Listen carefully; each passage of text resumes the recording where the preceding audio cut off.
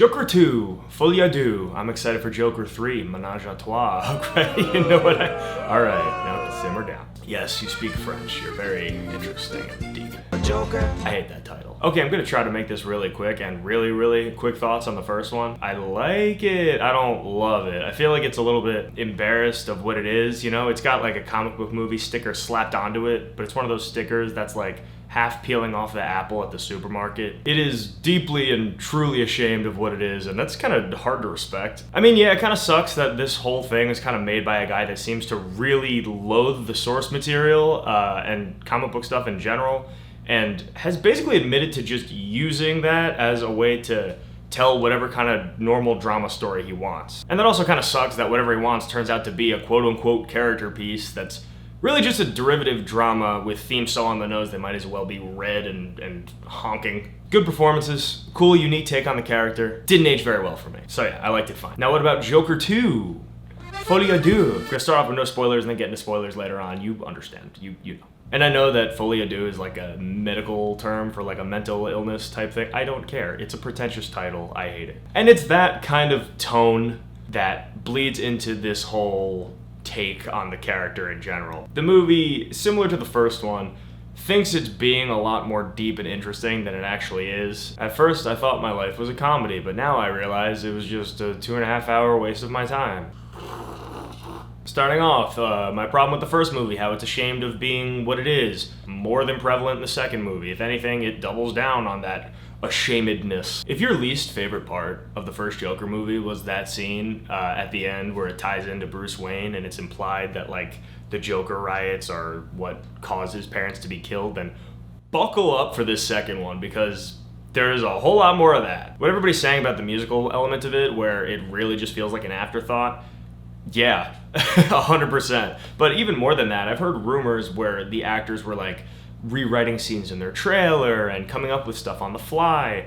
And it almost seems like the musical element was birthed from that. I mean, it seems like on a cinematography point of view and a production point of view, they almost weren't ready to shoot a musical. All of the singing comes very awkwardly out of like normal dialogue scenes and shot in these extreme close-ups as if they were just normal dialogue. There's no choreography to them most of the time, and it is really awkward and uncomfortable and just leads to the whole movie kind of feeling awkward and uncomfortable. Not in a challenging way, more so just in an awkward and uncomfortable way. And it all goes back to the kind of half ashamed, half embarrassed tone where, do you call the movie a musical? It's kind of embarrassed to be that. Do you call it a comic book movie? It's kind of embarrassed to be that. It's kind of beautifully woven into this whole identity of what this movie is, which is kind of a big hodgepodge of nothingness because it's too afraid to commit to any one thing. And look, I'm sure Joaquin Phoenix has a great voice. He's like too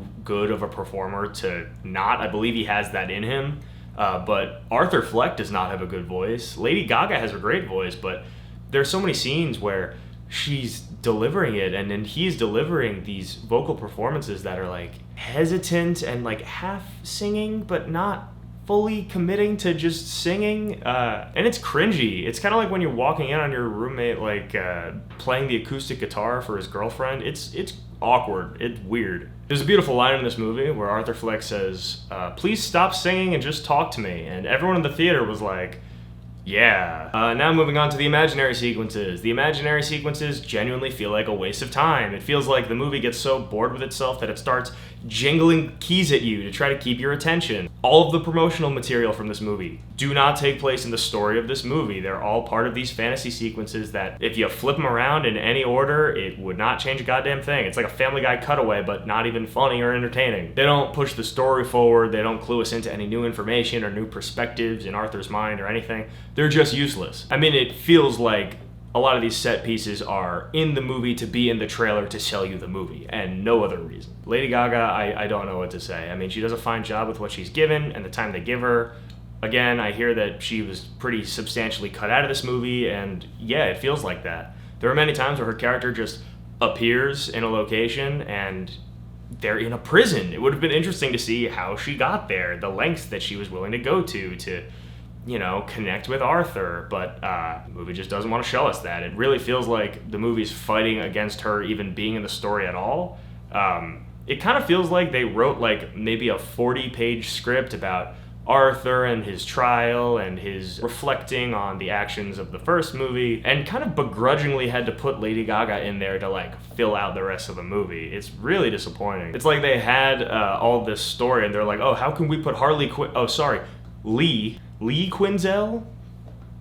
Harley's a name, just like Lee is. I don't understand the point of that, but sure, yeah, fuck it. Anything to distance ourselves from those embarrassing comic books, am I right? I also didn't care for her character as far as it came to like being a disciple of the Joker, like someone that he inspired her to become. She ends up just feeling like a giant missed opportunity, and maybe if she wasn't in the movie, it wouldn't even be a musical, which maybe would have been an improvement. The trailers and promotional material kind of make it seem like it's going to be a story of Harley and Joker and her origin and their relationship and where that kind of goes, and it's really more of a B-plot in the movie. The real movie is about the first movie. It's about him reflecting on his actions from the first movie and kind of coming to grips with like what he did a movie ago. It's kind of a courtroom drama movie, which I think is kind of fundamentally a problem. When you get to the end and they reveal the verdict, what the fuck do you think it's gonna be? Yeah, obviously he's guilty. What are we doing here? They also kind of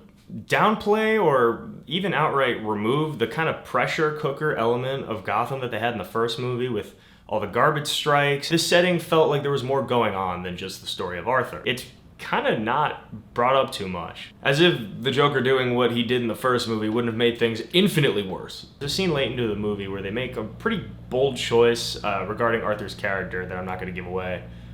So this scene I'm talking about kind of takes place right before the big climactic moment of the movie, and there's something kind of that's implied off screen that at first I was like, are they doing? No, they're not doing that.